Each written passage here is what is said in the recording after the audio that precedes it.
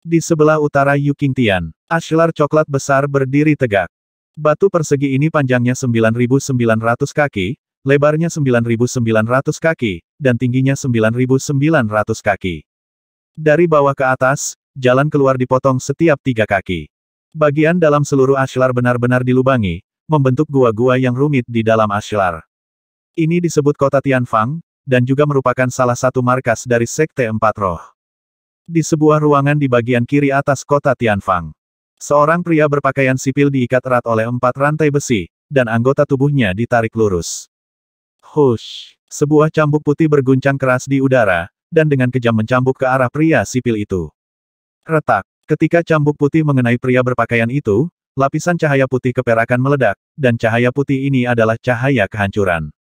Pria berpakaian juga berbahaya. Sulit bagi Sif untuk merasakan sakit dengan metode hukuman biasa, menamparkan dengan cahaya kehancuran seperti memukuli tubuh dengan duri, dan itu bisa menimbulkan rasa sakit yang parah pada Sif. Tentu saja targetnya harus tingkat kebencian. Dan tingkat kebencian. Jika itu adalah pengkhianatan tingkat musuh biasa, cambuk ini akan segera musnah menjadi abu. Papa, hari-hari ini, orang biasa tidak tahu sudah berapa kali dia dicambuk. Orang yang mengayunkan cambuk adalah seorang wanita manusia, dan setiap kali wanita manusia mengeluarkan cambuk, dia bertanya, Sen Cengang, apakah kamu bersalah? Retak. Sen Cengang, apakah kamu bersalah? Tanda seru. Retak. Sen Cengang, apakah kamu dihukum? Nama pria berpakaian itu adalah Sen Cengang, dan dia adalah kepala UFO, bawahan dari Sekte Roh Manusia. Wanita manusia yang mencambuk Sen Cengang juga milik UFO. Meski suara wanita itu tegas, tidak ada kesenangan sadis di matanya, malah dia penuh kesusahan. UFO bertugas menjaga Aquarius Terrace, hanya untuk menjaga cara ilahi tertentu. Begitu banyak era kacau hidup dalam damai, tapi sekarang mereka diambil alih oleh klan Wukong. Kesalahan yang dibuat oleh Tuan Istana ini hampir tidak bisa dimaafkan. Retak. Wanita itu telah dicambuk selama beberapa hari dan malam. Dicampur dengan cahaya yang hancur, dia benar-benar bisa mengalahkan Sen Cengang sampai mati. Sen Cengang tidak mengatakan sepatah kata pun, tetapi hanya menahan rasa sakitnya dalam diam. Selama mencambuk terus-menerus, sebuah suara masuk. Jenderal Chen, seberapa nyamankah beberapa hari ini? Ada rasa sarkasme yang kuat dalam suara itu. Wanita manusia itu mengerutkan kening ketika dia mendengar suara itu, dan kekuatan cambuk meningkat 3 poin lagi. Tuan Istana dihukum, jika dia menyukai orang lain, itu hanya akan menyebabkan Sen Cengang menderita kecaman yang lebih besar. Baru setelah orang di luar pintu masuk dan memberi isyarat kepada wanita manusia itu untuk berhenti, dia dengan hati-hati mengumpulkan cambuk panjang dan berdiri di samping. Cambuk panjang itu penuh dengan cahaya yang hancur, jadi dia tidak berani menyentuhnya. Orang yang datang adalah seorang pria parubaya, yang merupakan jenderal dari Sifang Mansion. Sen Cengang adalah jenderal UFO, dan jenderal Yanfu adalah jenderal Guangfu, mereka dianggap berada di level yang sama. Tidak peduli sebelum atau sesudah dia menjadi pengkhianat, kekuatan Sen Cengang lebih kuat daripada Jenderal Fufu, dan keduanya selalu berada dalam hubungan yang kompetitif. Setelah bereinkarnasi sebagai aneh, Mansion akan digunakan kembali, dan pengiriman Sen Cengang ke Aquarius Terrace sebenarnya akan dipinggirkan. Wajar jika pemerintah datang untuk melihat beberapa lelucon sekarang. Sen Cengang melirik sang jenderal dengan acuh tak acuh, apakah Anda akan membersihkan koordinat saya? Bagi Wei Yi, selama koordinatnya masih ada, dia dapat dibangkitkan tanpa batas. Selain itu, semua cara untuk menyerang berbahaya sebenarnya tidak terlalu penting. Pencambukan terus-menerus dari wanita manusia itu tidak lebih dari membawa rasa sakit pada Sen Cengang. Banyak orang dari UFO musnah di Aquarius Terrace, tetapi mereka dibangkitkan di koordinat dalam sekejap mata. Dan begitu koordinat dibersihkan, itu setara dengan hukuman mati, dan Shifty akan mati selamanya. Jenderal Mansion tertawa dan berkata, tampaknya Jenderal Mansion Sen, yang selalu mengesampingkan hidup dan mati, juga takut mati. Ketika saya diselamatkan oleh ular-ular itu, saya terbangun, jawab Sen Cengang. Sekarang saatnya mempekerjakan orang, dan mereka tidak akan membunuhmu. Terlebih lagi, menggunakan UFO untuk menjaga teras Aquarius hanyalah asuransi pertama, dan energi Dao Ilahi itu sendiri adalah asuransi kedua.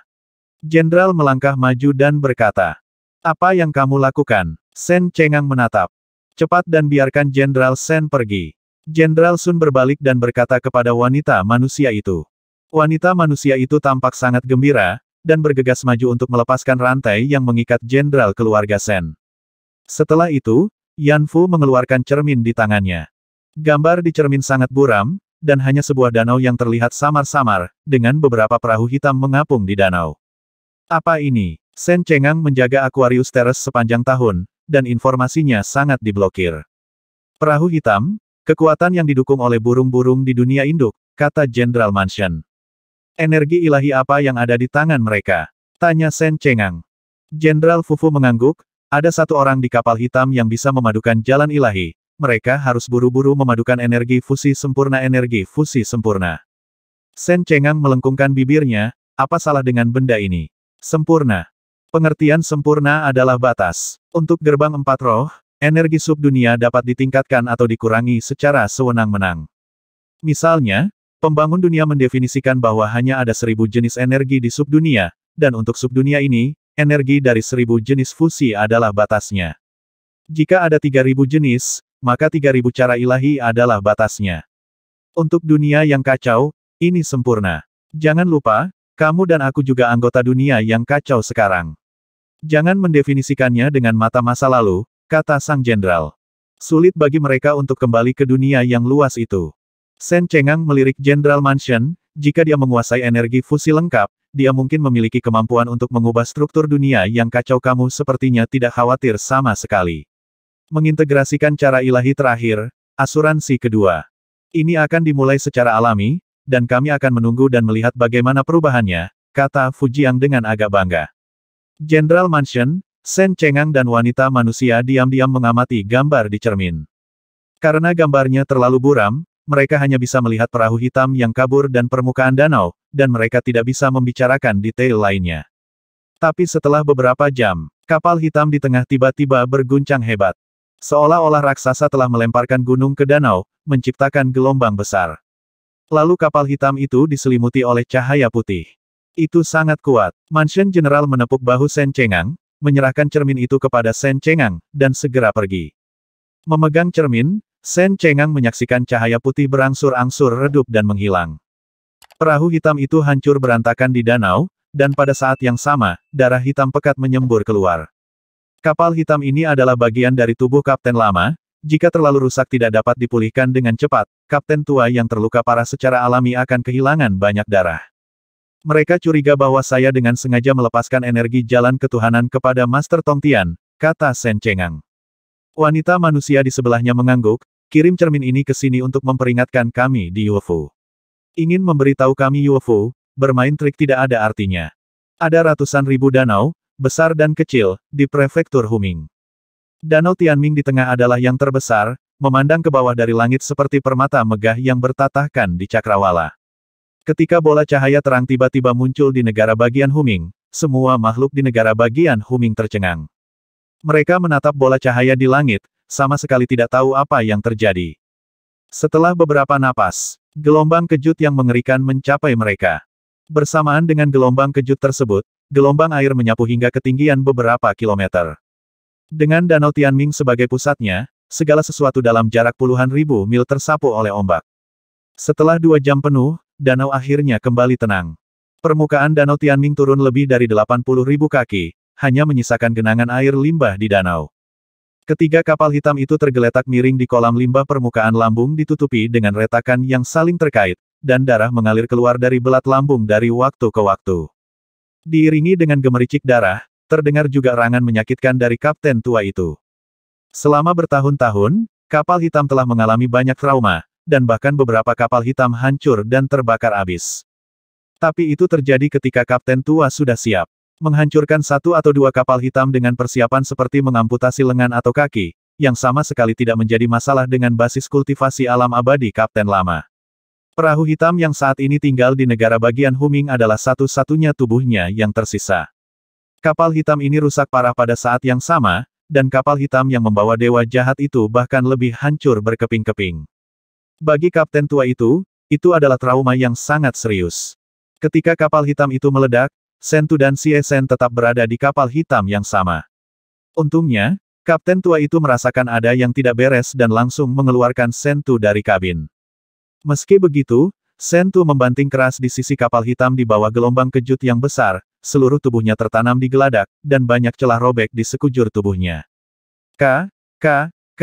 Ketika Sentu terbangun, dia mendengar suara eranisasi terus-menerus Hei Huan. Kapten tua berusaha mati-matian untuk memperbaiki kapal hitam. Jika lawan datang sekarang, Kapten tua bahkan tidak memiliki kekuatan untuk melarikan diri. Kapten, teriak Sentu setelah bangun, apa yang terjadi? Tidak lama setelah pertempuran lisan pertama, masuk akal bahwa dunia ibu harus mengalami masa damai. Baik pihak lisan maupun pihak klan Siong tidak dapat memulai perang lagi. Energi skala itu barusan tidak mungkin.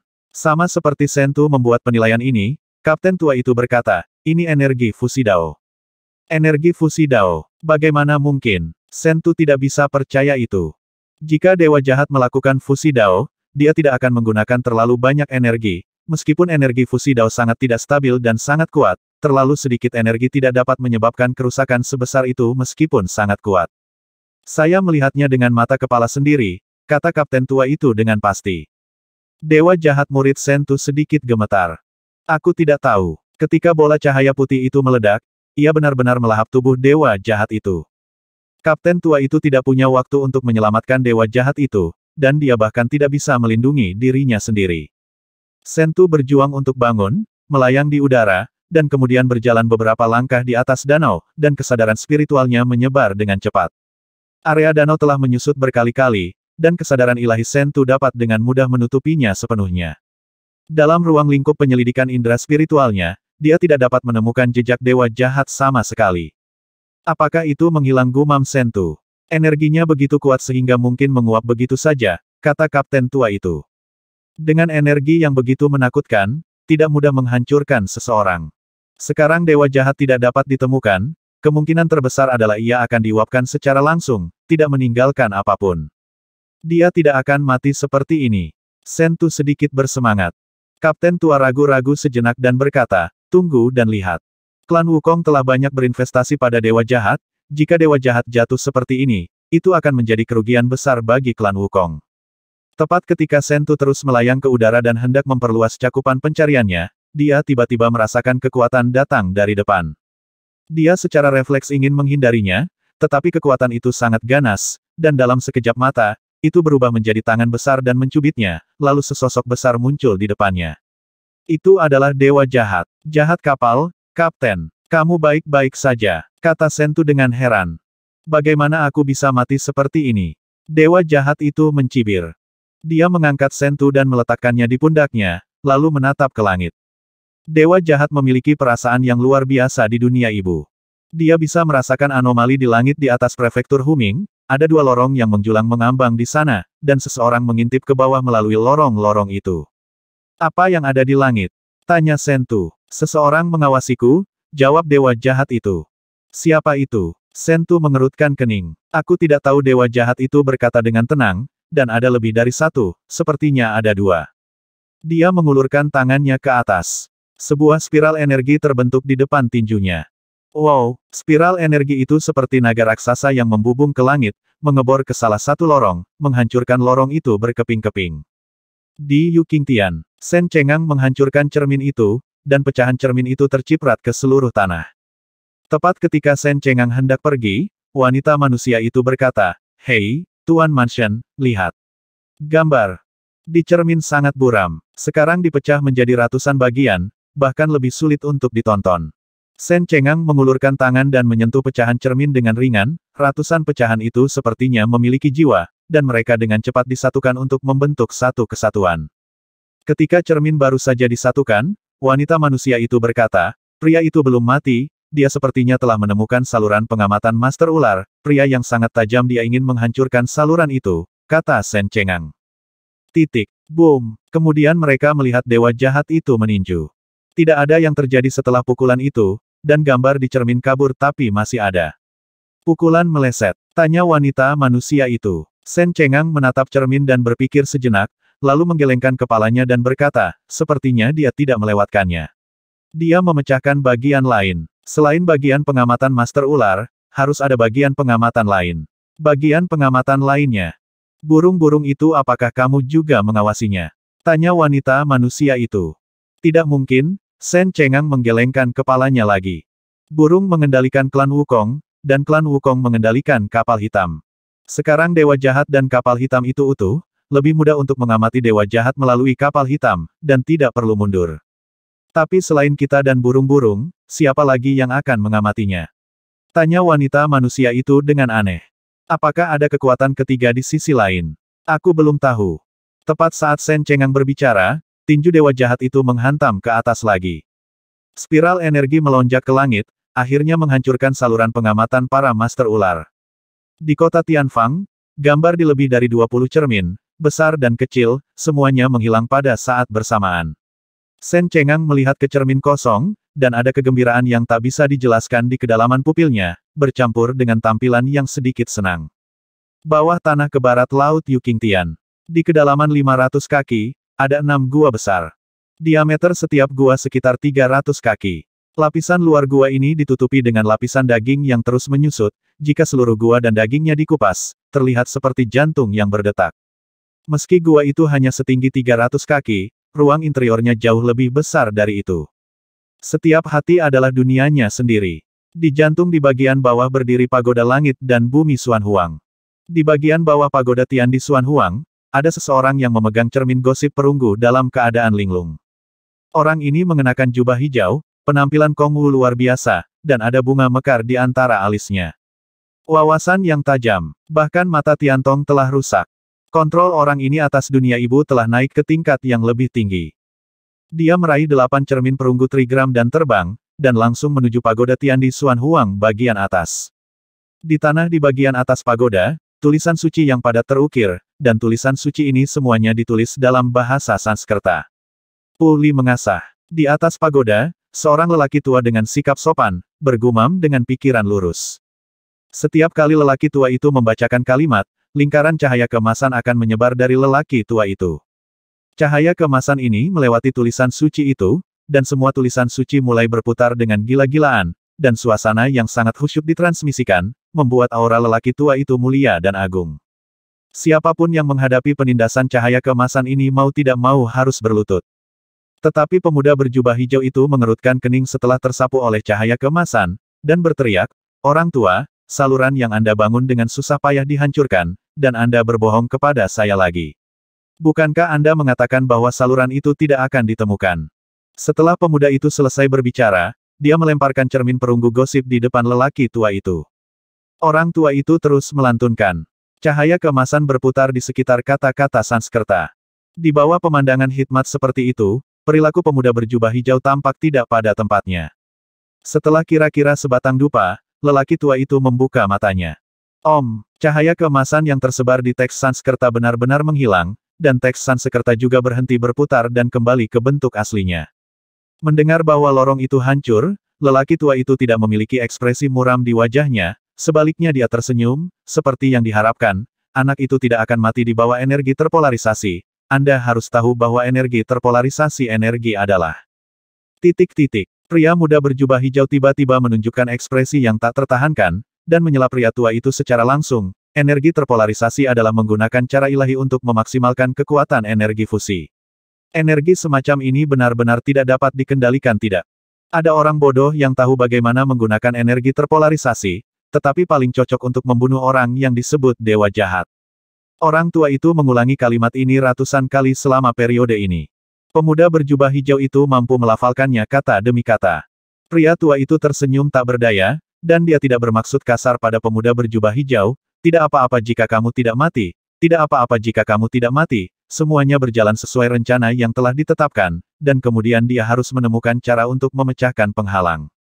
Kesenjangan yang dikatakan lelaki tua itu mengacu pada celah antara pihak lain dan dunia yang kacau. Dari awal penciptaan dunia yang kacau hingga saat ini, tidak ada yang mampu memecahkannya. Apakah itu pemimpin Tongtian atau Ah Huo, mereka semua datang ke dunia ibu dengan cara turun. Baik bentuk maupun kekuatan akan sangat dibatasi. Bisakah orang itu benar-benar melakukannya? Pemuda berjubah hijau itu bertanya. Sisi lain bukanlah dunia kecil yang sederhana, dibandingkan dengan dunia yang kacau, ia memiliki metode koneksi yang sangat khusus, dan bahkan ada batasan logika kognitif di antara keduanya. Ya, kata lelaki tua itu dengan pasti. Pemuda berjubah hijau melengkungkan bibirnya. Lagi pula, lelaki tua itu tidak berbicara omong kosong sekali atau dua kali. Jika dia menanyainya, dia pasti akan mengatakan banyak kebenaran. Bahkan jika lelaki tua itu sendiri salah, dia masih akan mengatakannya, banyak kebenaran tapi. Guru bukan tidak mungkin untuk menyadari kebenaran secara tiba-tiba dan membuat lubang di lapisan penghalang itu. Mungkin bukan tidak mungkin untuk menghancurkannya sepenuhnya. Pada saat ini, bel merdu tiba-tiba terdengar dari pagoda Tian di Xuan Huang. Boom! Saat bel berbunyi, cahaya pedang putih menyala dari atas ke bawah. Ini dia lagi. Siapa yang membunyikan bel kali ini? Pemuda berjubah hijau itu menunjukkan ekspresi aneh. Pergi dan lihatlah, bagaimanapun juga, itu hal yang baik, kata lelaki tua itu sambil tersenyum. Pemuda berjubah hijau itu berguling dan masuk ke bagian dalam dari tempat tertentu di puncak menara. Dari posisinya, dia bisa melihat pemandangan panorama bagian dalam pagoda Tian di Xuan Huang. Pagoda Tian di Xuan Huang memiliki total 33 lantai, yang diatur sesuai dengan jumlah lantai di sisi lainnya. Di sudut lantai pertama, ada segenggam pasir bian emas, yang merupakan token bian paling dasar, lalu lapisan atas dipilin, dan setiap lapisan sesuai dengan lapisan bian. Mulai dari lantai 6, token pantai lain di setiap lantai semuanya kelas atas, atau bahkan kelas atas. Menurut metode klasifikasi di sisi lain, ada penguatan, tambahan, misterius dan kedatangan. Siapa yang membunyikan bel? Pemuda berjubah hijau itu menatap lonceng besar itu, dan sebuah wajah terpantul di sisi bel besar. Itu adalah seorang pemuda berbaju putih, dengan pedang panjang di punggungnya, dengan wajah heroik dan bangga. Sial, anak ini lagi. Pemuda berjubah hijau sedikit terdiam, kamu baru membunyikan bel bulan lalu, kan? Bisakah tubuh fisikmu menanggungnya? Tentu saja tubuh fisiknya bisa menanggungnya. Suara lelaki tua itu datang dari atas, jangan remehkan irigasi tetes Taisang saya, itu tidak lebih buruk dari tanah Bon. Irigasi tetes Taisang wajah pemuda berjubah hijau berkedut beberapa kali lagi, tingkat penamaan lelaki tua itu semakin buruk. Lonceng ini bukanlah sesuatu yang bisa dibunyikan dengan santai. Setelah mengolah arti sebenarnya dari Tao, setiap orang dapat menelepon sekali, memasuki pagoda langit dan bumi Xuan Huang, dan mengambil token dari pantai seberang. Yang terlemah adalah memiliki kekuatan dewa. Setelah itu, dia mendapat terobosan, dan dia bisa membunyikan bel lagi hanya setelah dia bisa mendapatkan daging yang membawa token dari sisi lain. Semakin jauh ke belakang, semakin sulit untuk memperkuat tubuh fisik, dan semakin sulit untuk membunyikan bel. Setelah anak laki-laki dengan pedang membunyikan bel bulan lalu, yang dia ambil adalah token lantai 30. Dari 30 menjadi 31. Langkah ini tidak mudah untuk dilewati, bagi sebagian orang, butuh ribuan tahun, dan mungkin tidak mungkin untuk melewati puluhan ribu tahun. Tetapi hanya 1 bulan kemudian, anak laki-laki dengan pedang di punggungnya membunyikan bel lagi, yang berarti bahwa hanya dalam 1 bulan, kekuatan fisiknya telah meningkat 1 tingkat, dan kecepatan peningkatannya begitu cepat hingga mencengangkan. Kembali ke pemakaman. Di tengah kota paling inti dari God S Bell, ada lonceng perunggu besar. Lonceng perunggu ini adalah benda suci dari seluruh kuburan Guiksu, dan juga benda yang diandalkan oleh semua makhluk di kuburan. Setiap keberadaan yang telah mencapai pantai seberang harus datang ke sini untuk membunyikan bel, untuk mendapatkan tandanya sendiri dari pantai seberang. Ledakan. Lonceng yang panjang dan lama bergema terus-menerus di kota Shenzong. Seluruh kota Shenzong mendidih. Ini adalah bel urutan ke-31, dan hanya ada sedikit orang di seluruh Guiksu yang bisa melakukannya. Hua Tianming duduk di bawah jam besar, bersila, dan dia sudah memasuki pagoda surga dan bumi Xuan Huang yang ajaib. Menurut aturan, dia harus memilih token yang paling cocok dari sisi lain sebelum bel berhenti. Ketika Hua Tianming memasuki pagoda Tian di Xuan Huang untuk pertama kalinya, bel hanya bertahan selama 1 nafas. Menurut ajaran Gubei dan senior lainnya, masuki pagoda Tian di Xuan Huang dan ambil satu saja. Dia tidak punya waktu untuk memilih, jadi dia secara acak mengambil token dari sisi lain. Akibatnya, token dari pantai seberang sama sekali tidak cocok untuk arti abadi dari keberuntungan pedang, dan tidak dapat membawanya, yang menunda waktu Hua Tianming untuk waktu yang lama. Tetapi bahkan jika Anda memasuki pagoda Tian di Xuan Huang untuk kedua kalinya, Anda hanya memiliki 2 napas, dan Anda hanya dapat memilih token dari pantai lain secara acak dengan mata Anda. Tapi setelah masuk untuk kedua kalinya, saya mendapat token yang cocok dari sisi lain. Tetapi ketiga kalinya, keempat kalinya, dan kelima kalinya mereka masuk dengan tergesa-gesa, dan ketika bel berhenti, mereka ditendang keluar dengan paksa. Menurut kuburan, mereka sebenarnya ditendang keluar dengan 1 kaki. Token yang diperoleh Hua Tianming beberapa kali ini tidak cocok untuknya, jadi dia hanya bisa puas dengan token di lantai 2. Namun, karena kekuatan fisik Hua Tianming terus meningkat, waktu bel berbunyi semakin lama. Ketika mencapai langkah ke-30 dari pagoda Tian di Xuan Huang, suara lonceng dapat bertahan selama dupa waktu. Setelah Hua Tianming membunyikan bel besar kali ini, dia langsung menuju ke langkah ke-31. Satu demi satu, token dari pantai lain terpampang di dinding pagoda Tian di Xuan Huang, dan kadang-kadang akan ada cahaya yang bersinar darinya, dan kemudian kekuatan yang kuat dari pantai lain akan dipancarkan.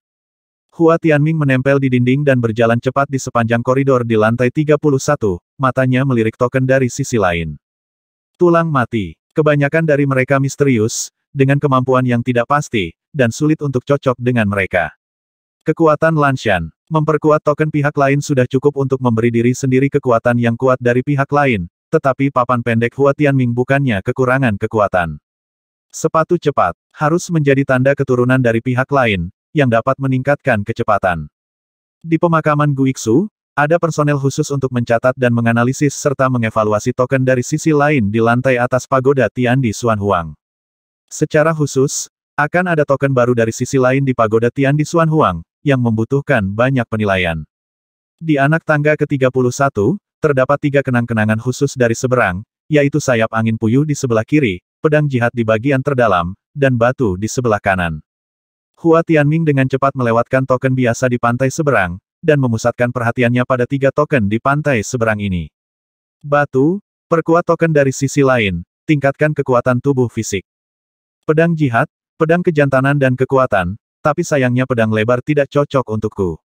Sayap angin puyuh, token dari tipe turun dari sisi lain, menurut spekulasi, itu sangat meningkatkan keterampilan tubuh Anda. Mata Hua Tianming menunjukkan sedikit cahaya berapi-api.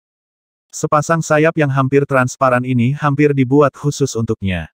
Faktanya, ketika dia berada di level 29, dia sudah memperhatikan sepasang sayap angin puyuh ini, dan dia telah mempelajarinya melalui klasik di pemakaman Guiksu.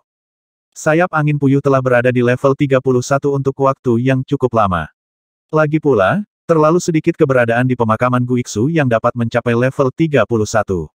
Sebaliknya, dalam beberapa tahun terakhir, sekelompok jenius yang luar biasa berbakat telah muncul di wilayah dewa. Jika domain dewa diberi waktu yang cukup, jumlah pusat kekuatan Beyond Realm di domain dewa harus melebihi jumlah kuburan Guiksu. Suara bel besar hampir berakhir. Suara bel tidak lagi tajam, tetapi terus-menerus bergetar. Selama proses ini, bel akan berhenti kapan saja. Setelah berhenti, dia akan dikeluarkan dari menara langit dan bumi Xuan Huang dalam sekejap. Hua Tianming tidak ragu lagi, dia mengulurkan tangannya untuk mengambil sayap angin puyuh, tetapi saat dia mengulurkan tangannya untuk mengambilnya, token dari pantai seberang menghilang, dan dia menyentuh dinding menara yang terbuka. Murid Hua Tianming tiba-tiba membesar, wajahnya penuh kebingungan, apakah dia masih bisa kabur dengan token dari sisi lain? Saya tidak bisa datang dengan sia-sia. Hua Tianming menahan keinginan untuk mengutuk orang, sosoknya berkibar, dan dia menyentuh pedang perang suci, tetapi pedang perang suci menghilang lagi. Suara bel besar semakin bergetar, dan mungkin hanya tersisa 1 atau 2 tarikan napas untuk Hua Tianming. Wosh! Hua Tianming tiba-tiba melompat dan meraih batu. Batu ini seharusnya menjadi tanda yang paling tidak cocok dari sisi lain untuk Hua Tianming, tetapi batu ini adalah salah satu dari 3 tanda terkuat dari sisi lain di urutan ke-31. Pada saat ini, bel berhenti tiba-tiba, dan Hua Tianming hanya merasakan kekuatan memukulnya, dan kemudian dia kembali ke kota Shenzong. Di dalam pagoda Tian di Xuan Huang. Baru saat itulah pemuda berjubah hijau diam-diam muncul, dia memutar sayap angin puyuh ke kiri dan ke kanan dan memegang pedang jihad di tangan kanannya, dengan ekspresi kemenangan di wajahnya. Mengapa kamu ingin membantunya? Kamu selalu mengusir orang dari pemakaman Guiksu, tanya lelaki tua itu. Dia bukan dari pemakaman Guiksu, dia dari domain dewa. Pemuda berjubah hijau itu mengangkat bahu. Sekarang keduanya digabung jadi satu, tidak ada bedanya, kata orang tua itu. Pria muda berjubah hijau itu berpikir sejenak, lalu tersenyum, mungkin karena dia enak dipandang, dia memiliki kesempatan untuk naik ke anak tangga ke-33, dan membiarkan dia memiliki batu itu adalah dorongan. Ayo percepat setelah menyelesaikan. Jubah hijau pemuda itu menggantungkan sayap angin puyuh dan pedang jihad kembali di dinding menara. Sangat sedikit orang yang bisa menghubungi kedua token ini dari sisi lain. Setelah kejadian ini diperkirakan tidak ada yang akan memilihnya lagi. Di Divine Bell City, pertemuan lonceng diadakan setiap bulan. Ada semua ras dan kekuatan besar. Karena tidak banyak konflik di pemakaman Guiksu, banyak ras alien dan ras manusia hidup berdampingan satu sama lain, tetapi tidak ada permusuhan. Bagi setiap suku bangsa, membunyikan lonceng tidak hanya dapat meningkatkan kekuatan marga, tetapi juga menjadi ajang perlombaan. Awalnya, 3 ras alien utama di pemakaman Guiksu memiliki keunggulan absolut, dan beberapa ras alien yang lebih lemah tidak dapat mencapai panggung.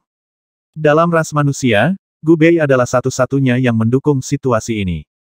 Saat kapal domain dewa memasuki pemakaman Guiksu, umat manusia di domain dewa secara tidak sengaja menemukan bahwa itu adalah tempat yang sangat baik untuk berkultivasi.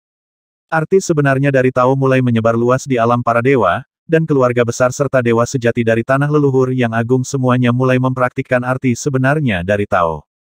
Pemakaman Guiksu adalah tempat berbahaya dalam kekacauan, tetapi begitu menerima domain dewa, itu akan sepenuhnya mengikuti aturan. Ras manusia Goddess Domain juga memperoleh sumber daya kultivasi yang cukup besar. Selama bertahun-tahun, beberapa alam lain telah lahir di antara para pahlawan muda di Goddess Domain. Di antara mereka, yang paling mempesona adalah Hua Tianming. Dia memiliki pemahaman yang luar biasa tentang arti sebenarnya dari keberuntungan pedang yang abadi, dan dia telah mengembangkan arti sebenarnya dari keberuntungan pedang yang abadi hanya dalam beberapa bulan setelah dikirim ke reruntuhan Wanjian. Itu juga pertama kalinya membunyikan bel saat pergi ke God Bell City, dan itu sukses besar, berhasil memiliki kekuatan dewa. Setelah menjadi alam pantai lainnya, Hua Tianming tinggal di batu menetes untuk berlatih. Menerima metode irigasi tetes Taisang di sana dapat dengan cepat meningkatkan kekuatan fisik, dan Hua Tianming menerima perawatan khusus setelah memasuki batu tetesan. Kecepatan masuknya jauh melebihi orang biasa. Setelah tahun-tahun ini, Hua Tianming telah menjadi bintang baru di pemakaman Guiksu. Di bawah jam besar, Hua Tianming perlahan membuka matanya. God Bell City membangun alun-alun besar sepanjang waktu. Di sisi jam besar, puluhan orang berbaris, semuanya menunggu untuk membunyikan bel. Beberapa hanya dewa sejati yang ingin membunyikan bel dan memasuki pagoda langit dan bumi Xuan Huang. Beberapa berada di alam sisi lain, dan ingin membunyikan bel lagi untuk pergi ke tingkat yang lebih tinggi dari pagoda langit dan bumi Xuan Huang. Bagi para jenius di alam dewa ini, jatuh ke makam Guiksu secara tidak sengaja adalah kesempatan terbaik untuk mereka. Menurut perkembangan domain dewa di masa lalu, akan selalu ada begitu banyak keluarga kaya di lautan waktu, dan jumlah orang suci juga tetap. Mereka hanya bisa menjadi Dzogchen selama sisa hidup mereka, kecuali mereka menggulingkan raksasa lain. Tapi setelah keluarga Luo mengambil alih Goddess Domain, kemungkinannya kecil. Setelah memasuki kuburan Guiksu, ada makna Tao yang sebenarnya untuk diri sendiri untuk berlatih, dan ada juga tempat untuk membantu penanaman makna Tao yang sebenarnya, tentu juga ada dasar untuk menjadi pihak lain, dunia menurut aturan, token sisi lain yang diperoleh di pagoda Tiandi Xuan Huang harus ditunjukkan. Ketika semua orang melihat Hua Tianming bangun, mata mereka penuh antisipasi. Takdir, apa yang kamu dapatkan? Kata seseorang yang terlihat seperti anak kecil. Orang ini adalah kakak laki-laki Luo Zeng, Jing Wuhuan. Sekarang Jing Wuhuan telah memperoleh token tingkat 15 dari pihak lain, meskipun tidak sehebat Hua Tianming, tetapi masih termasuk kelas atas. Apakah itu Werwin Wing? Seorang pria muda di samping Jing Wuhuan bertanya. Pemuda ini adalah kakak laki-laki kedua Luo Zeng, Yu Shenfeng. Keberuntungan dan bakatnya lebih tinggi dari Jing Wuhuan. Sekarang dia telah memperoleh token tingkat 19 dari sisi lain, yang dapat dimasukkan dalam 3 besar di sisi lain dari Tuhan Domain. Batu, Hua Tianming mengorbankan token dari pantai lain yang belum dibawa. Melihat batu abu-abu itu, semua orang gempar. Meskipun batu ini adalah salah satu token terbaik dari pantai lain di urutan ke-31, itu pasti tidak cocok untuk Hua Tianming. Mengapa? Jing Wuhuan bertanya dengan aneh. Bahkan jika dia tidak bisa mendapatkan sayap angin puyuh dan pedang perang suci, Hua Tianming tidak perlu memilih batu seperti itu. Hua Tianming juga tampak bingung, aku mengambil Werwin Wing, tapi benda itu menghilang. Hilang Yu Shenfeng tampak tidak bisa dimengerti. Hal semacam ini terjadi sebelumnya, kata Jing Wuhuan dengan ekspresi aneh di wajahnya yang seperti anak kecil, pagoda Tiandi Xuan Huang yang membimbingmu, dan tidak ingin kamu mengambil kedua token itu dari sisi lain, batu. Itu mungkin hal yang paling penting bagimu. Orang-orang di pemakaman Guiksu tidak tahu banyak tentang pagoda Tiandi Xuan Huang, dan mereka juga tahu bahwa terkadang beberapa hal aneh akan terjadi di pagoda Tiandi Xuan Huang. Panduan untuk memilih token dari pantai lain adalah salah satunya. Tapi fungsi batu ini tidak sesuai dengan kebutuhanku, kata Hua Tianming dengan cemberut. Jing Wuhuan tersenyum dan berkata, Pagoda Langit dan Bumi Xuan Huang mengenalmu lebih baik darimu, dan kami tidak memiliki pemahaman menyeluruh tentang token pantai lain di lantai atas Pagoda Xuan Huang, dan kami hanya dapat berspekulasi tentang fungsinya. Ini batu mungkin bukan jenis token yang diperkuat. Kemampuan token dari sisi lain sulit untuk dikonfirmasi, dan hanya dapat dikonfirmasi setelah dibawa. Ada sangat sedikit pembawa token tingkat tinggi dari pihak lain seperti urutan ke-31, dan analisisnya murni spekulasi. Setiap kali Pagoda Tiandi Xuan Huang memandu, hasilnya sangat bagus. Yu Shenfeng di sebelahnya menyela. Di masa lalu, Yu Shenfeng memiliki sedikit minat dalam perjalanan kultivasi, tetapi setelah memasuki pantai seberang, dia mengerjakan pekerjaan rumahnya, ini juga alasan mengapa Yu Shenfeng memasuki dunia begitu cepat. Mendengar apa yang mereka berdua katakan, Hua Tianming, yang awalnya sedikit tersesat, juga terhibur, dia ingin melihat apa yang begitu ajaib tentang batu ini. Terima kasih atas kata-kata baik dari kedua senior. Hua Tianming membungkukkan tangannya kepada keduanya.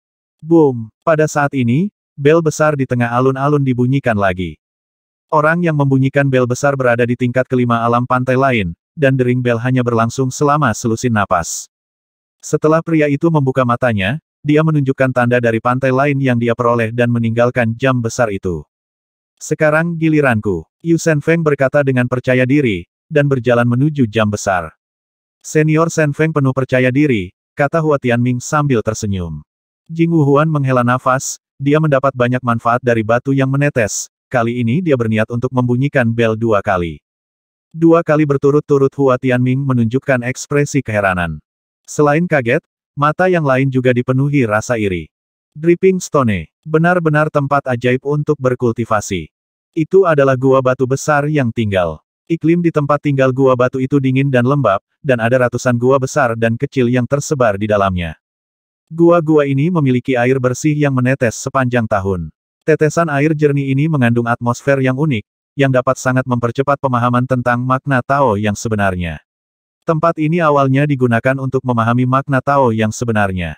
Ada banyak tempat di pemakaman Guiksu untuk memahami arti sebenarnya dari Tao, seperti makam pedang, seperti gerbang alam, setiap tempat sesuai dengan arti sebenarnya dari Tao.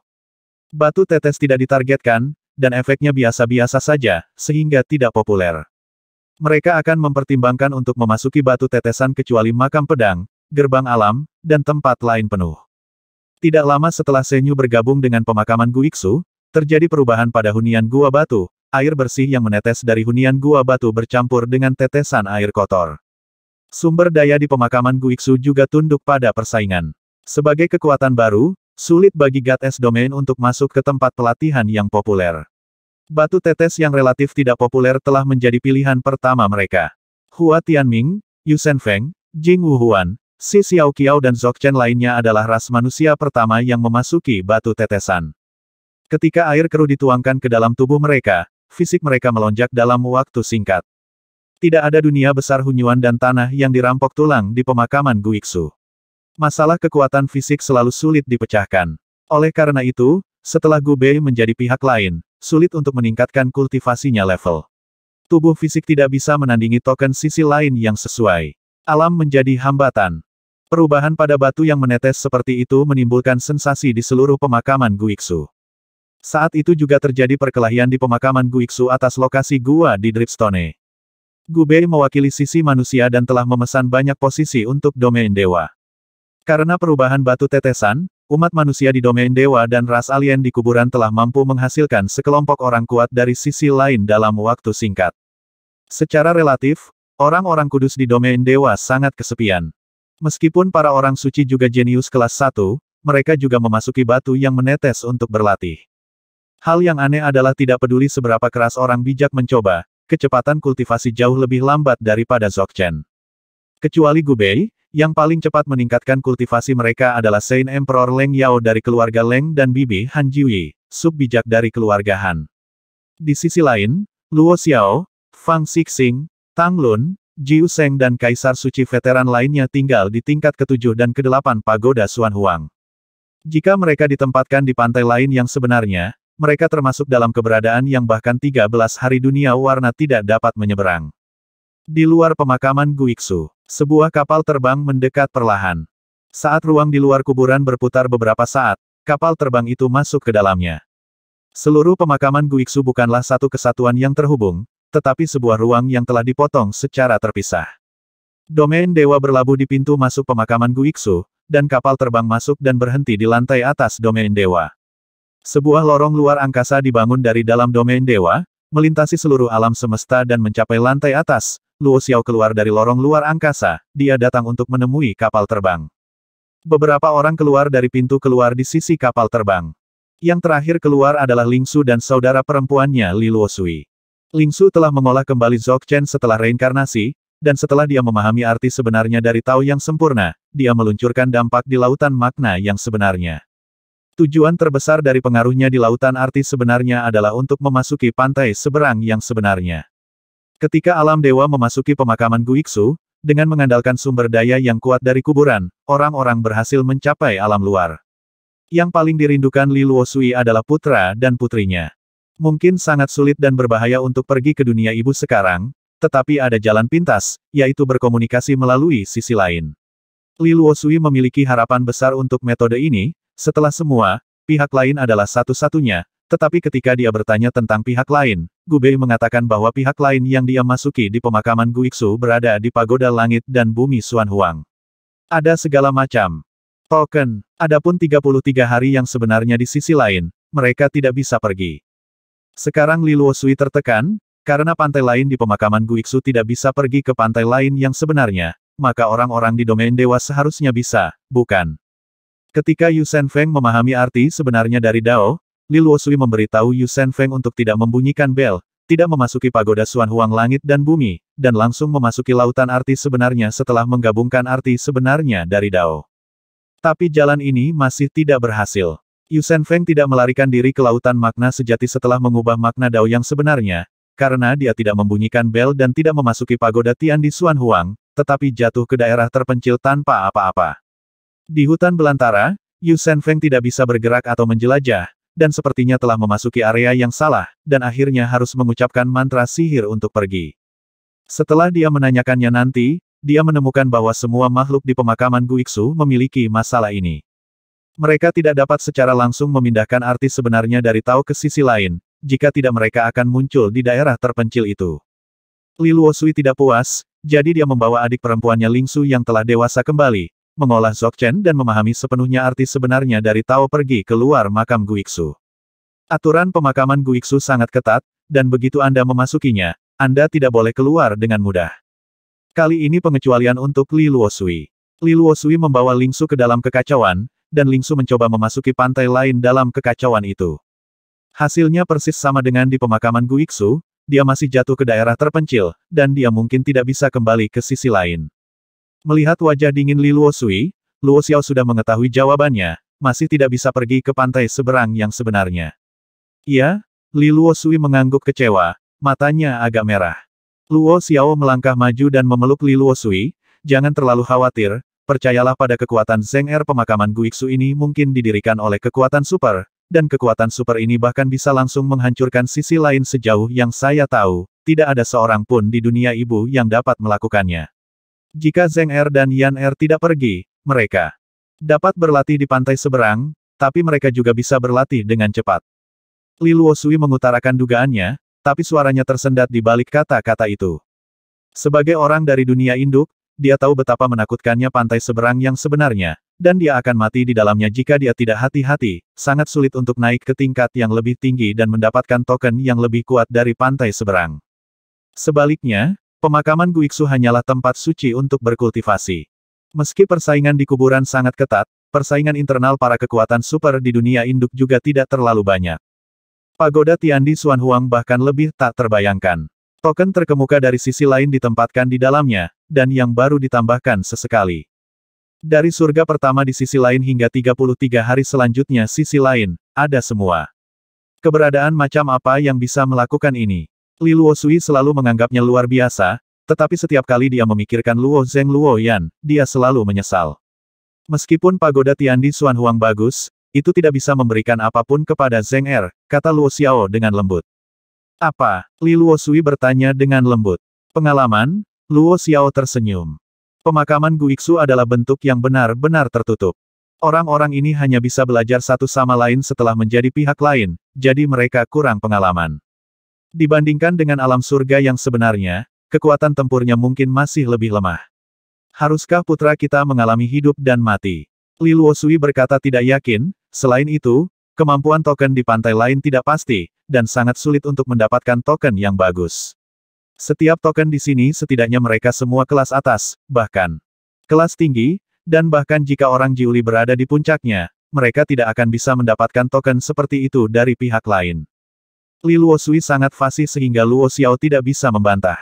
Luo Xiao tidak mengatakan sepatah kata pun, dan diam-diam mendengarkan curhat Li Luosui. Li Luosui mengulangi kata-kata ini berkali-kali, tetapi dia selalu sangat sabar. Ling Su di sebelahnya juga menatap kakaknya dengan senyum di wajahnya, dia sangat memahami kekhawatiran kakaknya. Namun, Ling Su memiliki kepercayaan yang tidak dapat dijelaskan pada Luo Zeng, orang itu seharusnya tidak menderita di dunia ibu, jadi saya tidak tahu apakah dia dapat menemukan orang Jiuli. Meskipun token dari pantai lain di sini mudah didapat, itu mungkin bukan hal yang baik, kata Luo Xiao setelah terdiam beberapa saat. Sifat luar biasa dari pemakaman Guiksu dapat dilihat dalam banyak hal. Tempat ini sama sekali bukan tempat kekerasan seperti yang dilihat oleh orang luar, tetapi keberadaan yang sebanding dengan dunia ibu. Dari sudut pandang ini terlihat bahwa orang-orang yang membangun pemakaman Guiksu memiliki rencana yang serius. Tapi orang ini tidak pernah muncul. Baik Gubei maupun ras lain di pemakaman Guiksu tidak tahu asal-usul kuburan dan milik siapa ini sebenarnya adalah kekhawatiran besar bagi umat manusia di wilayah dewa. Ngomong-ngomong, kuburan Guiksu memiliki preferensi untuk kita manusia, kata Ling Su dari samping, kurasa pemilik kuburan tidak memiliki niat buruk terhadap kita. Kuharap begitu, Luo Xiao mengangguk. Nyatanya, dia tidak optimis. Semua orang suci di domain dewa memiliki kekhawatiran ini. Tidak pernah ada makan siang gratis di dunia, setelah Senyu memasuki kuburan, serangkaian perubahan terjadi di kuburan. Misalnya, setiap kali seorang jenius dalam umat manusia memasuki batu yang menetes, dia selalu bisa mendapatkan lebih banyak air keruh untuk mengairi tubuh. Misalnya, di kuburan pedang, umat manusia selalu bisa mendapatkan lebih banyak cahaya untuk pemahaman yang sebenarnya tentang jalan pedang. Semua ini telah ditukar dengan orang lain di kuburan. Kecemburuan ras alien, untuk sementara, ras alien itu bahkan bersatu untuk mengusir Goddess Domain. Tapi tepat ketika alien membuat gerakan, pertanda yang sangat tidak menyenangkan jatuh di pemakaman Guiksu. Pemakaman tersebut sebenarnya ingin menghukum alien tersebut. Setelah itu, semua alien tidak pernah berani menjadi musuh manusia di domain dewa. Pulau Yejian tidak damai selama beberapa hari. Klan Iblis Layang-Layang mengeluarkan desas-desus bahwa klan Iblis Merah telah mengorbankan nyawa alien dengan imbalan penggemar akhir-akhir ini. Ras alien yang lebih lemah panik sepanjang hari, dan ras alien ini meninggalkan suku mereka begitu saja untuk tetap hangat, untuk mencegah mereka dikorbankan secara diam-diam oleh setan merah. Qiang Yu mengambil kesempatan untuk melemparkan cabang zaitun ke ras alien ini. Di satu sisi, dia mengklaim bahwa dia dapat melindungi ras alien ini, dan di sisi lain, dia meminta mereka untuk berkumpul di klan Iblis Layang-Layang untuk melawan setan merah. Tentu suaka tidak gratis, ras alien ini harus menyerahkan semua penggemar di tangan mereka. Dengan cara ini, setan layang-layang mengumpulkan penggemar dalam jumlah besar dalam waktu singkat, dan pada saat yang sama mengumpulkan alien di tanah mereka sendiri. Jika setan merah benar-benar datang untuk bertarung, itu juga akan meningkatkan peluang monster layang-layang untuk menang. Qiang Yu menyerahkan semua penggemar yang dia temukan kepada Luo Zeng, dan mengantar mereka ke Gunung Hantu. Syarat yang ditawarkannya adalah 3 batu suci. Batu suci merupakan ancaman besar bagi pengkhianat, dan Qiang Yu ingin mendapatkannya dengan segala cara. Luo Zeng menyetujui persyaratan Qiang Yu. Sebelumnya, dia membunuh 3 sosok batu di tempat pembakaran bawah tanah, dan mendapatkan 3 batu suci seukuran kacang lebar. Ketiga batu suci ini dibagikan ke Nuwa, dan Fuxi serta Ratu Timur mendapat 3 batu suci lagi seukuran pasir. Luo Zeng menukar 3 batu suci seukuran pasir ini dengan Qiang Yu. Malam Yemijima menghilang. Luo Zeng dan rombongannya serta setan layang-layang mendaki gunung terakhir. Tidak ada apapun di depan mereka yang menghalangi garis pandang, tetapi jaraknya masih kosong. Changduo dan Iblis Layang-Layang semuanya mengatakan bahwa gunung hantu ada di sini, dan mereka pasti benar, tetapi masih agak aneh melihat ruang kosong di depan mereka. Tapi saat mereka melintasi garis puncak gunung, bayangan hitam besar tiba-tiba muncul di bidang penglihatan semua orang. Itu adalah gunung besar berbentuk segitiga. Memang, Seperti yang dikatakan Chang Duo, gunung hantu tampaknya dipengaruhi oleh aturan ruang khusus, dan hanya dapat dilihat dengan melintasi garis puncak pegunungan. Gunung hantu mengambang di luar Pulau Yejian, tetapi sebagian kaki gunung terhubung dengan Pulau Yejian. Jalur yang terhubung ini tampaknya diukir oleh buatan manusia, lebar dan lurus. Permukaan seluruh gunung ditutupi dengan garis tidak beraturan, yang dapat membantu gunung hantu menyerap semua cahaya. Dilihat dari luar, gunung hantu tampak menggantung di malam gelap di Cakrawala. Turun, tukar kipas, dan kamu akan bisa memasuki gunung hantu, kata Qiang Yu. Kemudian ia melebarkan sayapnya dan memimpin suku itu meluncur menuruni gunung terlebih dahulu. Luo Zeng dan yang lainnya mengikuti dari belakang dan sampai di lorong di depan gunung hantu. Di kedua sisi lorong terdapat dua arca berwarna hitam yang merupakan arca dua ekor kera. Setelah melihat dua patung Monkey, ekspresi Luo Zeng bergerak sedikit. Gunung hantu ini mungkin terkait dengan roh Monkey di gerbang empat roh. Cara memasuki gunung hantu sangat sederhana, cukup makan mis di tanganmu, kata Qiang Yu. Sambil berbicara, Qiang Yu mengeluarkan kipas di tangannya dan memasukkannya ke dalam mulut patung Monkey. Patung itu membuka mulutnya seperti makhluk hidup, melahap kipas itu sedikit demi sedikit, dan kemudian mata patung Monkey itu mulai berkedip dengan cahaya seperti nyala api kuning, dan perutnya perlahan terbuka, dan sepotong kaca muncul darinya. Setelah Qiang Yu mengambil potongan kaca itu, dia berkata, potongan kaca ini bukan hanya kunci untuk memasuki gunung hantu, tetapi fusi juga bergantung padanya. Hehe. Fungsi patung ini adalah untuk melelehkan kipas. Dan tekan menjadi irisan tipis, kan? Fusi berkata sambil tersenyum. Dong Huang juga melihat bahwa tidak banyak misteri di dalam patung Monkey, hanya satu set jimat api, dan kipas dimasukkan ke dalam mulutnya dan meleleh di bawah suhu tinggi, dan akhirnya berubah menjadi pecahan kaca di tangan Qiang Yu. Qiang Yu mengangguk dan berkata, itu benar, tetapi potongan kaca yang saya tekan tidak dapat memasuki gunung hantu. Akses nyata ke gunung hantu tergantung pada rune pada potongan kaca. Itu menunjukkan potongan kaca itu kepada Luo Zeng, Fuxi, dan Nuwa tunggu seseorang untuk melihat. Memang ada lingkaran rune melingkar besar dan kecil di permukaan lembaran kaca transparan, dan arti dari rune ini tidak diketahui. Jangan terlalu dipikirkan, tujuan kita adalah masuk, kata Nuwa dan menyuapkan kipas ke patung Monkey untuk dimakan. Mata patung Monkey itu berkedip-kedip, dan lapisan tipis berwarna muncul di perutnya. Selanjutnya, Luo Zeng, Fuxi, Dong Huang, dan pemburu abadi juga mengikuti dan menukar kipas dengan tablet kaca. Qiang Yu juga memberi makan mie ke Liu Lipian ketika Qiang Yu melihat tubuh aneh itu, dan itu mengingatkan, aneh bisa memasuki gunung hantu, tetapi tidak bisa bergabung dengan aneh, apakah Anda yakin akan membiarkannya masuk? Gunung hantu adalah sia-sia. Luo Zeng tidak mungkin menjaga Tianchuan di luar gunung hantu, dan dia berkata, tentu saja aku harus masuk. Qiang Yu mengangkat bahu, menunjukkan bahwa dia tidak keberatan. Setelah 9 setan layang-layang yang tersisa juga bertukar potongan kaca, Chang Duo, yang berada di belakang barisan, tiba-tiba bertanya dengan lembut, bolehkah saya masuk? Setan layang-layang menatap Chang Duo dengan dingin, kamu, masih punya mie.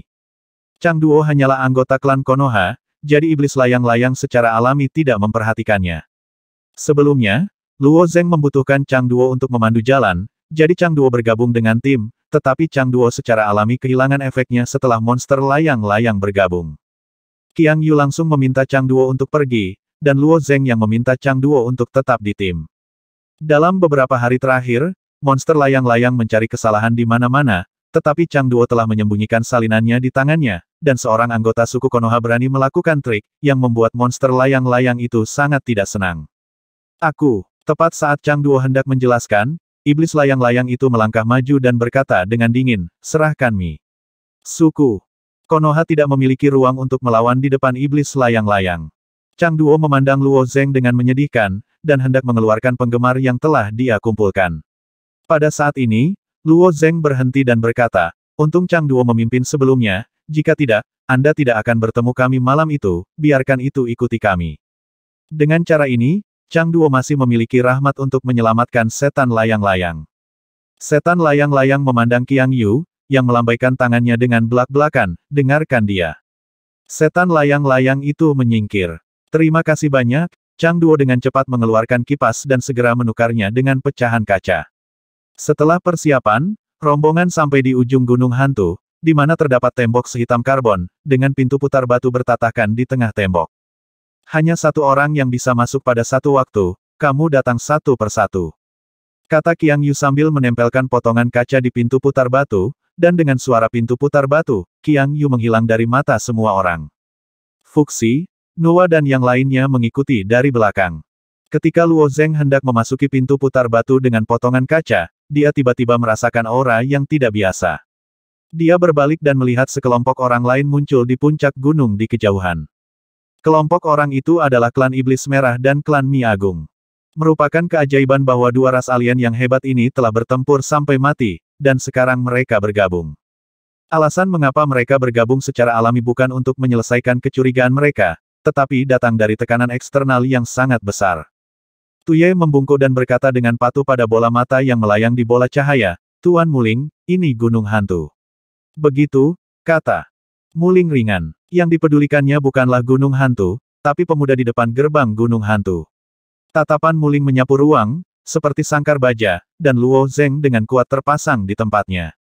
Chang Duo, Blood Lion, dan Blood Crow di sebelahnya terpengaruh. Meskipun tekanan yang mereka alami bukan 1/10 dari Luo Zeng, mereka masih tidak bisa bernapas seperti Gunung Tai. Pola heksagonal muncul di pupil Muling. Dengan lingkaran cahaya keemasan mekar di polanya, kekuatan yang dipancarkan dari matanya semakin kuat dan kuat. Wajah besar Chang Duo memerah karena diremas, dan terdengar suara berderit dari tubuhnya. Hal yang sama berlaku untuk Gagak Darah dan Singa Darah. Jika kekuatannya terus meningkat, itu akan cukup untuk menghancurkan tubuh mereka. Kekuatan Luo Zeng 10 kali lebih kuat dari Blood Crow, Blood Lion, dan Chang. Setelah tubuh fisiknya diperkuat sekali, itu jauh melampaui sebagian besar makhluk di Sanxingtian. Bahkan di bawah tekanan kekuatan yang kuat ini, dia tetap tidak bergerak. Tuan Muling, aku akan membunuhnya. Ah Chi melihat bahwa Muling telah mengendalikan Luo Zeng, dan buru-buru bertanya kepada Ying. Tetapi ketika 6 sayap baju besi sayap suci menyebar, tubuh Luo Zeng di kaki gunung hantu bergetar hebat, dan dia mendorong tangannya ke kiri dan ke kanan. Kandang baja yang dibuat oleh Muling langsung dihancurkan oleh Luo Zeng. Retak, segi 6 di murid Muling juga runtuh. Luo Zeng segera memerintahkan, kamu masuk dulu. Blood Crow, Blood Lion, dan Chang Duo dibebaskan dari tekanan yang luar biasa, terengah-engah terus-menerus, dan wajah mereka bahkan lebih merah seperti api. Mendengar kata-kata Luo Zeng, Gagak Darah mengambil langkah pertama untuk menempelkan potongan kaca di pintu putar batu, dan pintu putar berputar dengan cepat, mendorongnya ke gunung hantu. Singa Darah dan Chang Duo mengikuti dari dekat ke gunung hantu. Luo Zeng melirik Muling di gunung dengan dingin sebelum menempelkan lembaran kaca pada batu khusus, dan ketika pintu putar batu tiba-tiba berbalik, dia menghilang di depan pintu. Anak ini tergelincir cukup cepat, kata Ah Huo dengan senyum tipis di wajahnya. Tidak ada cara lain untuk Guisan, dia tidak bisa melarikan diri, kata Muling dengan tenang. Selain itu, kekuatan memperbaiki pupil yang baru saja saya gunakan telah mencapai batasnya, saya pasti bisa menahannya dengan murid. Hantu, sela Ah Chi. Tatapan Muling bercampur dengan sikap dingin susu, dan dia melirik Ah Chi. Aku tidak perlu kamu menunjukkan kekuatan supernatural apa yang aku gunakan. Ah Chi merasakan ketidaksenangan di mata Muling, jadi dia tutup mulut. Iblis Merah, pimpin jalannya. Muling memerintahkan lagi. Beraninya Tuye tidak mengikuti. Mendengar ini, dia memimpin klannya ke depan, mengikuti garis puncak sampai ke bawah, dan akhirnya sampai di depan dua patung Monkey. Tuan Muling, saya akan membantu Anda menukar barang-barang yang Anda dapatkan ke Gunung Hantu, kata Tuye dengan wajah ramah. Tidak perlu. Muling berjalan ke depan, dan sepotong kaca muncul dari bola matanya. Potongan kaca ini juga dibuat oleh kipas. Setelah memasukkan potongan kaca ke dalam mulut patung Monkey, patung itu juga mengunyah sebentar, lalu mendapat potongan kaca lagi yang masuk ke gunung hantu. Ternyata Lord Muling tidak kekurangan penggemar, kata Migui, patriark klan Dami. Tuan Muling adalah kepala peradaban Yuanling, jadi bagaimana dia bisa kekurangan ini? Kata Tuye setelahnya. Ah Huo melirik mereka dengan acuh tak acuh dan berkata, jangan bicara omong kosong, cepat pergi ke gunung hantu. Aku? Apakah kita akan pergi ke gunung hantu juga? Migui pura-pura terkejut. Kami memasuki gunung hantu beberapa waktu lalu, jadi kami tidak membutuhkannya kali ini. Tuye juga ingin menghindar. Penduduk asli Pulau Yejian tidak bodoh. Kekuatan peradaban Yuanling ini jauh melampaui apa yang bisa ditandingi oleh ras lain seperti mereka. Satu-satunya nilai dari klan Setan Merah dan Dami adalah untuk menyumbangkan penggemar ke peradaban Yuanling, Tetapi sekarang peradaban Yuanling tidak membutuhkan penggemar mereka, sehingga klan Setan Merah dan Dami tidak memiliki nilai lain sama sekali. Satu-satunya arti mungkin adalah umpan meriam. Sejak peradaban Yuanling datang, gambarannya pasti tidak kecil. Umpan meriam ini memiliki sedikit peluang untuk bertahan hidup di plot ini. Tak satu pun dari mereka ingin membawa klan mereka melalui air berlumpur ini. Masuklah, suara Huo menjadi lebih dingin, dan ada jejak lampu merah yang berkedip-kedip di ujung jarinya, dan suhunya juga naik dengan cepat. Tuye dan Migui saling memandang, dan keduanya melihat ketidakberdayaan di mata satu sama lain, jadi mereka hanya bisa memimpin klan mereka untuk bertukar potongan kaca dan kemudian memasuki gunung hantu satu persatu. Setelah Nuwa dan yang lainnya memasuki gunung hantu, mereka menemukan bahwa Luo Zeng dan yang lainnya tidak masuk bersama. Lalu mereka menunggu di tempat. Bagian dalam gunung hantu tidak rumit. Setelah masuk melalui pintu putar batu, ada ruang terbuka yang dikelilingi kegelapan. Apa yang dilakukan Luo Zeng? Mengapa kamu tidak masuk? Dong Huang agak aneh. Lagi pula, melewati pintu putar batu hanya dalam sekejap mata. Setelah menunggu beberapa saat, mereka melihat Chanduo, Blood Lion, dan Blood Crow melewati pintu putar batu secara bergantian, dengan ekspresi panik di wajah mereka. Apa yang terjadi? Tanya Nuwa. Bola mata yang besar, jawab Changduo dengan wajah penuh ketakutan. Bola mata besar, Dong Huang dan yang lainnya bingung. Pada saat ini, pintu putar berputar lagi, dan Luo Zeng juga masuk. Ini Muling, mereka telah melewati garis puncak pegunungan cincin. Mendengar kata-kata Luo Zeng, kulit semua orang berubah.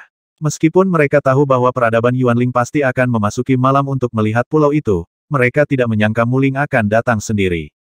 Dihadang oleh Muling di gunung hantu, ini adalah situasi putus asa. Apakah ada jalan keluar lain dari gunung hantu? Mencicit, tanya Seng Tianxuang, dia langsung berpikir untuk melarikan diri. Mendengar percakapan Luo Zeng, Qiang Yu mengerti bahwa ada musuh kuat lain di luar, dan ekspresinya sedikit jelek. Dia menggelengkan kepalanya, iya, ada pintu putar batu yang identik di belakang gunung hantu, pintu putar. Kemana arah pintu itu? Mencicit, ada harapan di mata Seng Tianxuang. Arahkan ke kehampaan, dan semua makhluk yang memasukinya akan menghilang, jawab Qiang Yu. Mencicit Seng Tianxuang terdiam. Ia secara alami mengetahui bahwa kehampaan penuh dengan debu kehampaan, dan nasib makhluk yang mendekati debu kehampaan harus ditelan. Seberapa kuat roh mata yang kamu sebutkan? Tanya Qiang Yu. Di mata Qiang Yu, Luo Zeng dan kelompoknya sangat kuat, bahkan jika tidak ada batu suci, kekuatan bertarungnya sangat buruk. Cukup mendominasi keberadaan seluruh San Xingtian, kata Luo Zeng. Jawaban ini membuat Qiang Yu terdiam, dan orang-orang dari luar menjadi semakin mesum satu persatu. Bawa aku untuk menemukan ras manusia di gunung hantu, kata Luo Zeng lagi, ini satu-satunya cara. Gunung hantu dan kelompok mereka memiliki dua tujuan. Di satu sisi, untuk mengintegrasikan pengkhianatan, yang sangat meningkatkan kekuatannya sendiri, dan di sisi lain, untuk menemukan Yuan Shi Tianzun dan ras manusia lainnya. Sekarang Muling mengikuti di belakang, waktu hampir habis, dan masalah fusi mungkin akan ditunda. Bawa kamu ke sana sekarang. Qiang Yu berbalik dan berjalan di depan setelah selesai berbicara, dan monster layang-layang dan Luo Zeng dan rombongannya juga berjalan cepat di belakang Oke. Setelah melintasi ruang terbuka ini, bagian depan mulai menutup. Meski cahayanya redup dan sekelilingnya benar-benar gelap, semua orang masih bisa melihat dengan jelas sejumlah besar hantu yang mengambang di kedua sisi jalan. Hantu-hantu ini memiliki bentuk yang berbeda-beda, namun umumnya berukuran kecil. Pengkhianat terbesar tingginya tidak lebih dari setengah orang, dan yang terkecil seukuran telapak tangan.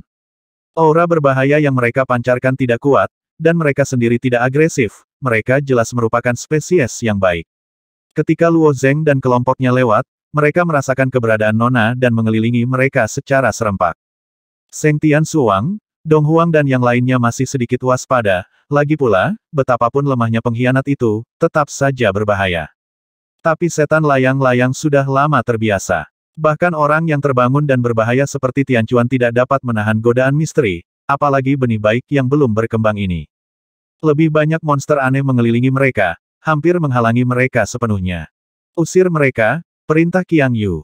Monster layang-layang melambaikan sayapnya yang seperti pedang dan memotong ke arah yang berbahaya ini, yang berbahaya yang lebih lemah dipotong menjadi dua secara langsung, dan yang lebih baik dari pengkhianat menghindari dan melarikan diri ke segala arah. Meskipun licik itu abadi, mereka tetap menghindar secara naluriah, dan mereka akan menghindar saat menghadapi bahaya. Setelah menghilangkan pengkhianatan, semua orang melangkah maju lagi. Dari luar, gunung hantu sangat besar, hampir setara dengan setengah pulau Yejian, dan ruang interiornya secara alami sangat luas. Setelah berjalan beberapa saat, deretan penjara persegi muncul di depan mereka. Sebuah tablet batu ditempatkan di sebelah setiap penjara persegi. Loh batu ini diukir dengan pola berbagai makhluk. Ada apa dengan pola kehidupan di prasasti ini? Tanya Nuwa. Itu juga berbahaya, kata Qiang Yu, berbeda dari yang berbahaya di luar, yang berbahaya di sini sudah memiliki nilai fusi. Anda dapat memasuki penjara persegi dengan mencetak tablet kaca di atas tablet batu. Chang Duo, yang berada di ujung barisan, akhirnya tidak tahan. Chang Duo berkata, pengkhianat berduri klan Konoha kita ada di sana. Chang Duo menunjuk ke sebuah penjara persegi tidak jauh dari situ, dan memang ada penjara berbisa berduri berbahaya yang digambar di atas loh batu di sebelah penjara. Pengkhianatan tingkat musuh terlemah di penjara di sini, kata iblis layang-layang dengan jijik.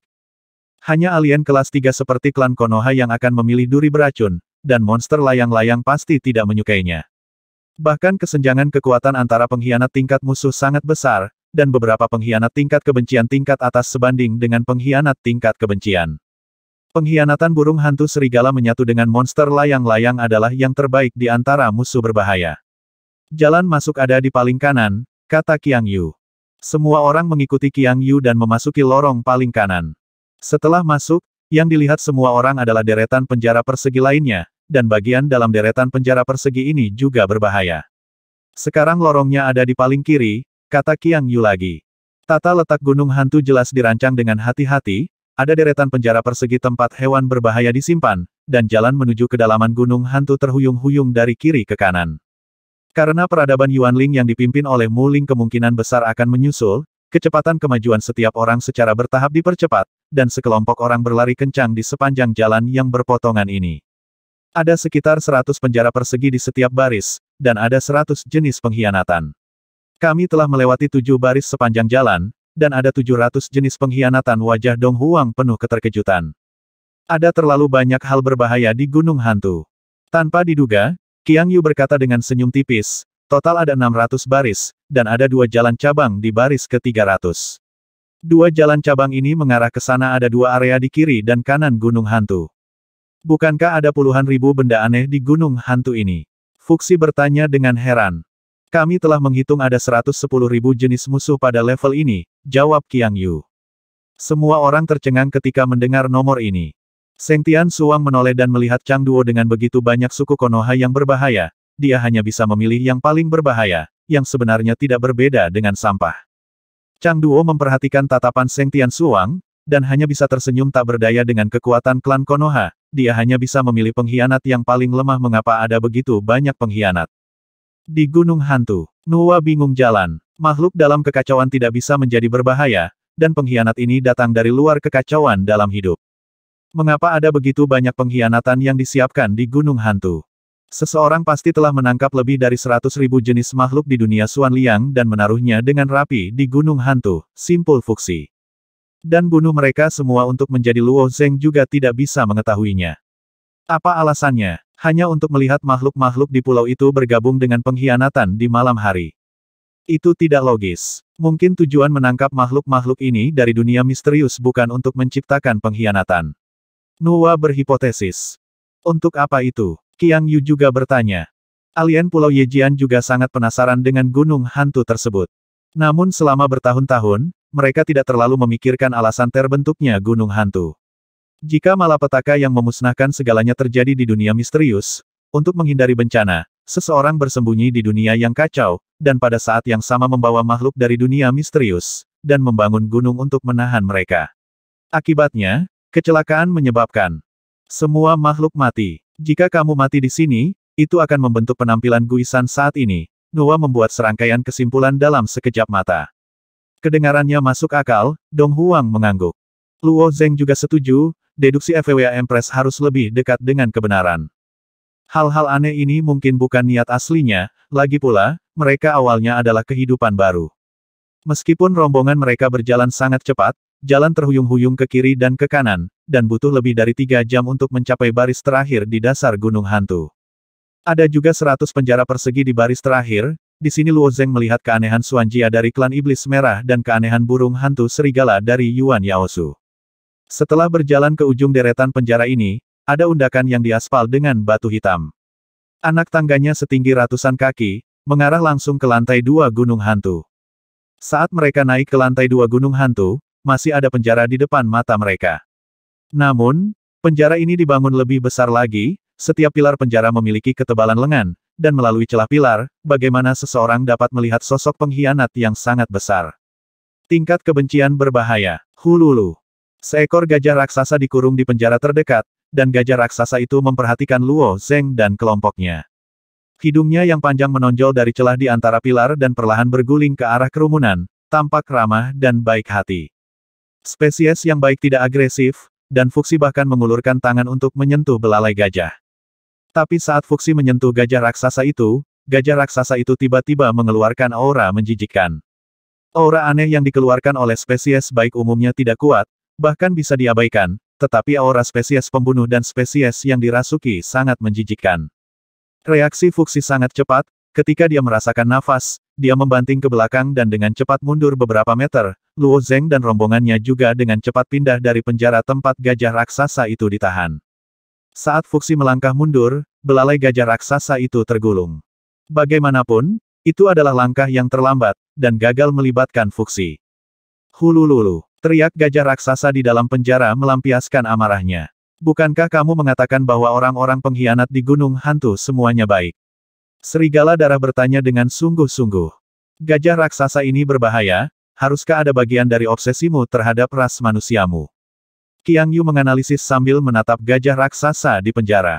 Pada saat ini, gajah raksasa itu tampaknya telah sepenuhnya berubah menjadi spesies pembunuh, bergegas dengan gila-gilaan ke dalam penjara. Itu juga terbuat dari bahan khusus untuk penjara, dan pilar tebal dan tipis di lengan tidak akan bergerak bahkan setelah diserang oleh gajah raksasa. Obsesi itu ada hubungannya dengan ras manusia kita. Kenapa? Tanya Nuwa. Mungkin saja gajah raksasa itu dibunuh oleh ras manusiamu, tapi dia tidak memikirkannya setelah mati, jadi dia tidak memiliki obsesi kebencian. Sekarang setelah melihatmu, dia memiliki obsesi baru dan berubah menjadi spesies pembunuh, Qiang Yu menganalisis.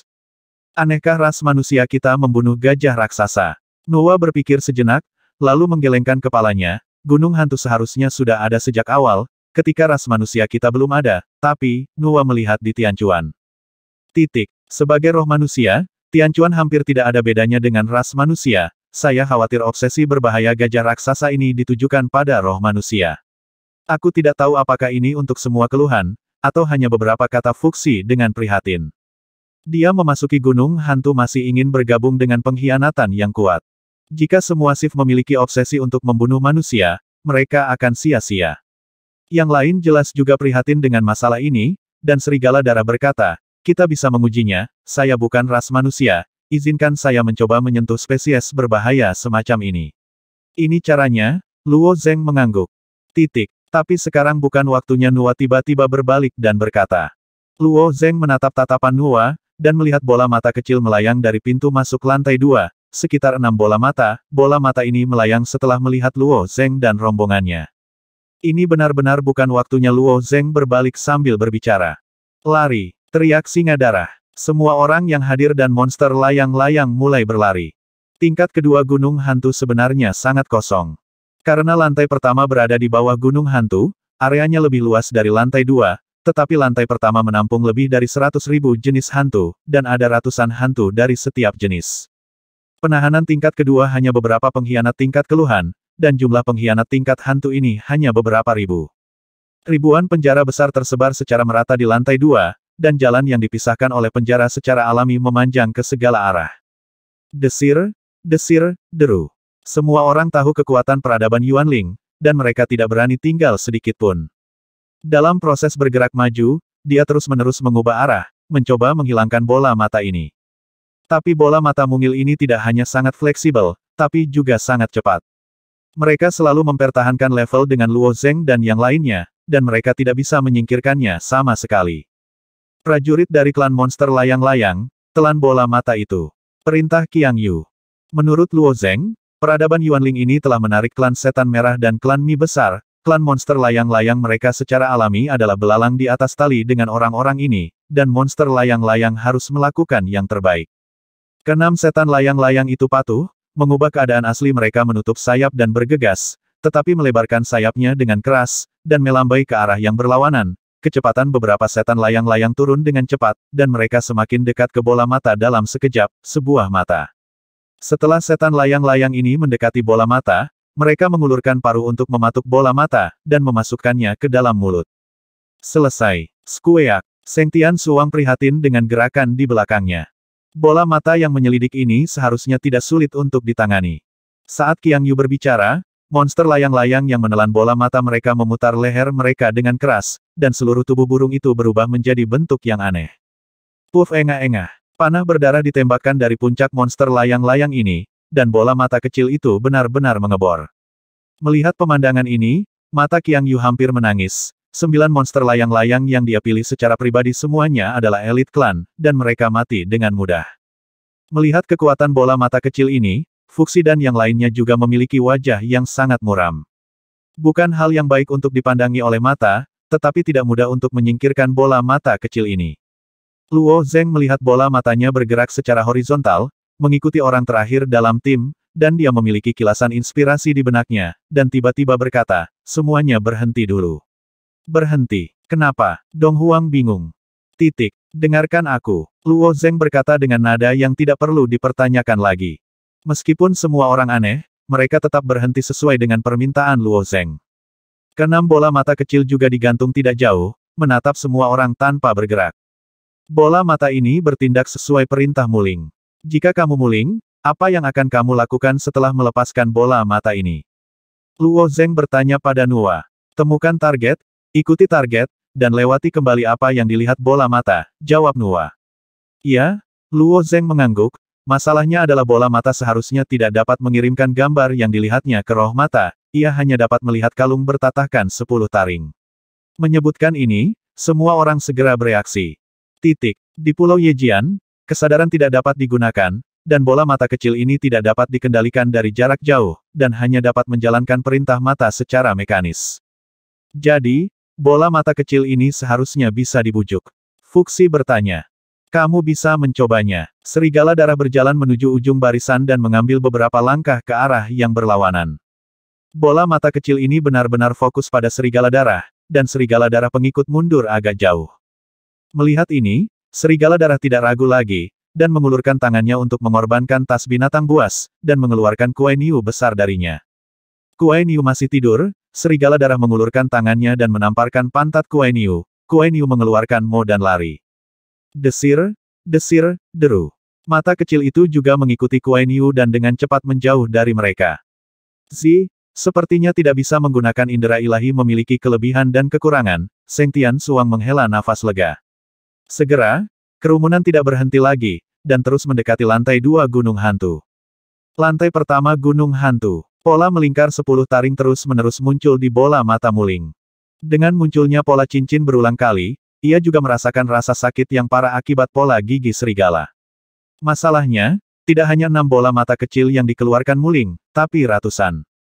Ketika Muling mencoba berkomunikasi dengan bola mata kecil itu, ternyata semua bola mata kecil itu kehilangan kontak. Segera, ratusan pola gigi serigala muncul terus-menerus, dan Muling menderita ratusan kali rasa sakit. Oleh karena itu, banyak tertunda. Tuan Muling tidak bisa berkomunikasi dengan Zitong. Tanya Ah Huo. Semburan ombak berkelap-kelip di mata Muling, ya, dan dia dihukum oleh si Jue True Tooth Chain. Ah Huo tidak berbicara. Dia tahu bahwa 10 rantai gigi sejati absolut adalah obsesi dari Raja Roh Monkey, dan Master Muling bertekad untuk tidak dapat menolaknya. Tuan Muling, hanya ada satu lorong di Gunung Hantu. Ayo langsung ke altar hantu di bagian terdalam lantai 2, dan kita pasti akan menemukannya, saran Tuye. Ia tahu bahwa Qiang Yu harus bersama Luo Zeng dan rombongannya, kali ini dengan bantuan peradaban Yuan Ling, ia harus dibunuh. Ya, target mereka pasti altar hantu, Mi Gui juga menggema. Lupakan saja, kalian yang memimpin. Muling menjawab dengan dingin. 3660.